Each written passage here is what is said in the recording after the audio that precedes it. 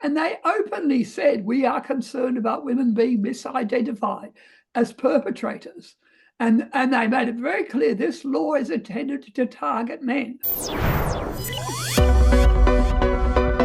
This problem that we've got at the moment of more laws coming in to further villainize men primarily. I mean, let's just be blunt about it. It appears that that is definitely the case, and particularly the way that we've talked about on the show in the past, the way that they're being implemented and policed is definitely targeting men. Let's have a little chat about these coercive control laws, because something new's happened in the past couple of weeks. I mean, I've been interested in these coercive control laws for the last few years. Of course, they were introduced originally, well, about a year or so ago in New South Wales. Funnily enough, they went through in New South Wales, I think, a good 2 years ago, and then the feminists panicked because they realised that there was a risk that women would be charged. I mean, who's really good at emotional abuse? Who's really good at controlling their partner psychologically? Of course women are. We know exactly which buttons to press if you want to drive men crazy. And well, if there is a difference between the sexes, Bettina, if men are the stronger sex physically, women are definitely the stronger sex in terms of emotional intelligence. And so, yes, you would think that laws like this involving psychological manipulation would actually result in women. Lots of women being convicted. Yeah. And of course, and so the funny thing is in New South Wales, they passed the laws and then sat on them. They didn't enact them for a whole year. And they openly said, we are concerned about women being misidentified as perpetrators. And they made it very clear this law is intended to target men. I mean, they didn't say it in so many words, but what they said was, we're rolling out new members of the police force, particularly women, into police stations all over the state to make sure women don't get misidentified as perpetrators. So in other words, we're definitely just going to target men on this one. Yeah, that's absolutely. That's policy. And I don't know whether they actually enacted in Queensland, but they've gone through more recently in Queensland. Yeah. The wonderful thing is we've had the first 6 months now from our New South Wales Bureau of Crime Statistics has released the data on the first 6 months of coercive control, and they got one conviction. Oh my God. Okay. Millions of dollars, all these police being rolled out. And what the point is, we're dealing with a crime that was invented. This behavior was invented by an American psychologist. And he openly says, he looked around, he was worried that domestic violence was getting too complicated because the evidence has been clear for the last 50 years, has been rolled out to show that women are just as likely to instigate what we think of as domestic violence, which is particularly the physical violence, as men are. Women are the ones who often slap the man's face or punch him or throw something at him. And then, of course, they're also the ones most likely to be hurt, because if the couple do get into a physical fight, she's the one who's more vulnerable. But this man, his name is Stark, he said, we need to find something else. And he invented coercive control. And he said, there's this pattern of behavior that's, can lead on to physical violence, and it's all emotional abuse. And the trouble is, when the police, when the legislators went to work out what we're talking about, there were like 22 definitions out there. If you look on, in the psychology, in the literature on this, no one can really decide what we're talking about here. The police haven't a clue what this is. And so when it comes to not only identifying it, but working out how to prove it, they're absolutely floundering. And these new psychological theories, these pop psychology theories of things like coercive control, you may be able to define a pattern of behavior that is damaging and dangerous that you could define in such a way. But when you start to label things and promote them as if they're a kind of, identifiable set of behaviors,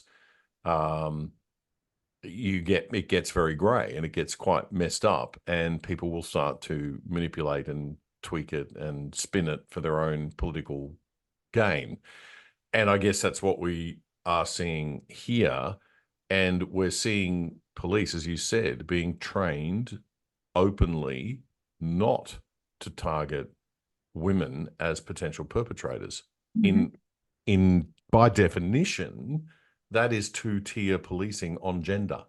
That's what it is. You can't define that any other way than two-tier policing based on gender, and we're training it in to Yeah, the police in the but way they're that they failing. manage It's this. failing. So because it's all too hard.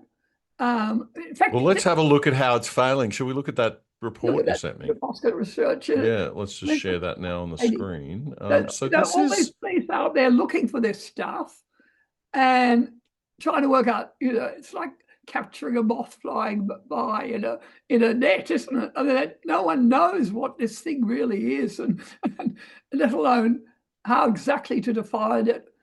Because it includes, I mean, coercive control in theory includes, controlling behavior, not allowing your partner to see the people they'd like to see, or isolating them from their families, and blah, blah, blah.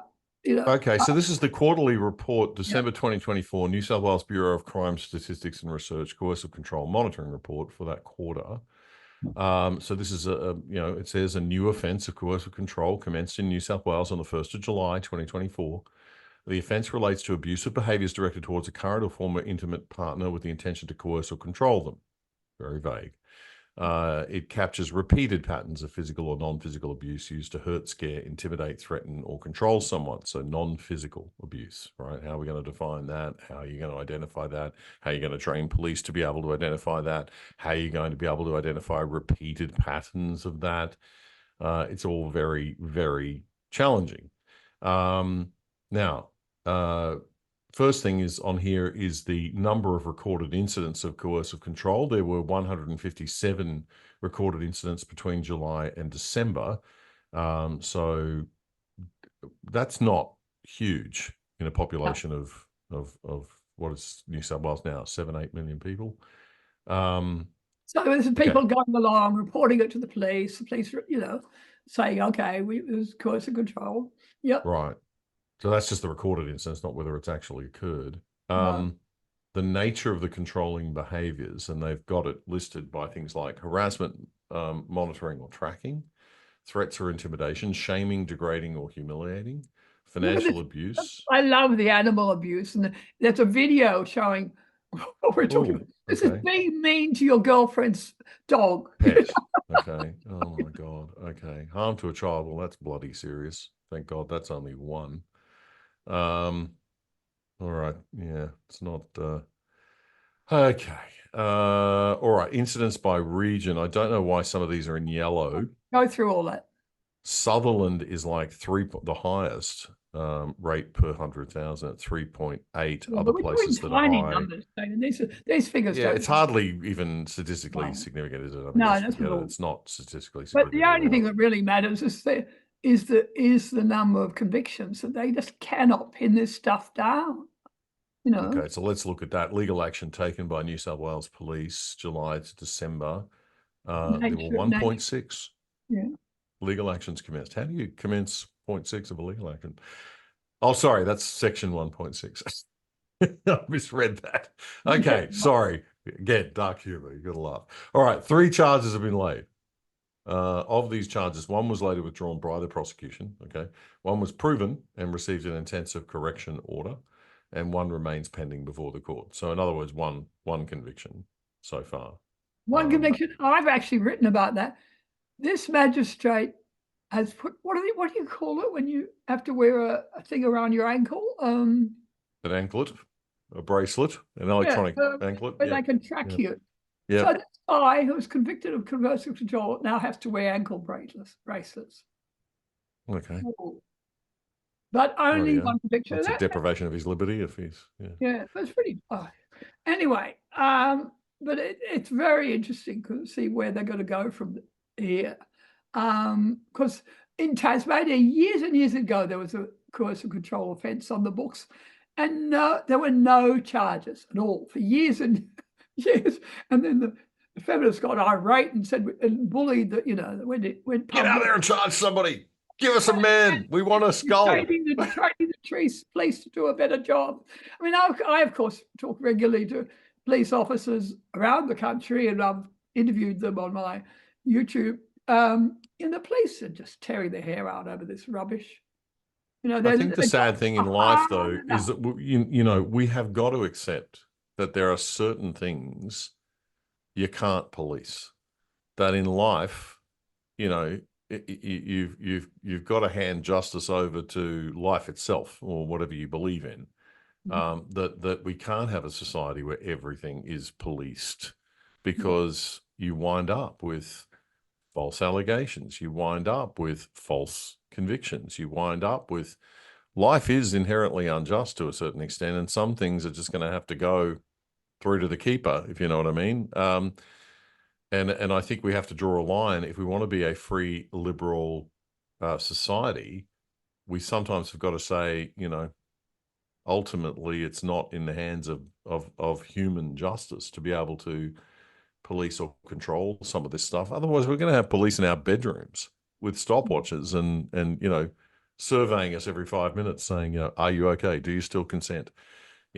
Is this coercive control or not? And having to have judgment panels to work out. Could you imagine having courts to decide whether every argument, adjudicating on every argument between couples? I mean, this is the sort of thinking. I wrote recently about a Brisbane woman approached me to say she'd been having a bit of stress with her husband, and they'd had this fight. I mean, it wasn't a physical fight; it was and somehow someone reported this to the police, and they knocked on the door, and the couple said, "Oh, well, look, it's all right. We're having marital counselling. Nothing to see here. Go away. Mind your own business, state." But the police are under orders. They're not allowed to they have to proceed with any domestic violence allegation. And so, I mean, this couple ended up spending thousands of dollars. They each had to get a lawyer. They go along to the magistrate hand in hand, and one magistrate, whatever it was, threw it out. And finally found someone who said, it's okay, we're going to remove all this. But it just shouldn't go. That's like, it's absurd that it even got that far. I mean, It's just ridiculous that this could even get to a court. I mean, and this is because, or even, the poor police. I just feel for the police, and I wish the police union would step up and do something more, because they, I know that obviously it's a union, and there's control in there as well from the left and the feminists and everything, but. The police union used to be one of the more sensible unions that would just sort of stand up and say, well, hang on a minute, we've got to protect our members, first of all, from abuse themselves, or being misused and having their time. People don't become police to do this stuff. They become police to tackle real crime, and we've got plenty of that for them to tackle, thanks. We don't need this nonsensical ideological distraction. Definitely. The Queensland Police Union has actually had a go a few years ago and put in a submission to some inquiry on domestic violence, where they said a lot of their members were being subject to false allegations as well. So they didn't raise the whole issue. I think they were probably jumped on from a great height after that. But anyway, there you go. Yeah, it's the machine. The machine. The other side doesn't get more than $1 billion of taxpayers' money to bring you news from a centre-right perspective, like the ABC does to bring you news from a left-wing perspective. In fact, we don't get a red cent from the government. We need voluntary donors and supporters like you to keep going and growing. And we hate asking for charity, so we've done a deal with what we think is the world's best VPN, virtual private network service. It'll keep you and your family truly safe without slowing down your internet speeds, and you can watch Netflix or other streaming services using your regular accounts with them as if you're viewing from any country in the world. And you can sign up for less than $3 a month and get a whopping 83% off the normal price. Just go to piavpn.com/otherside to sign up and get more info. That's piavpn.com/otherside.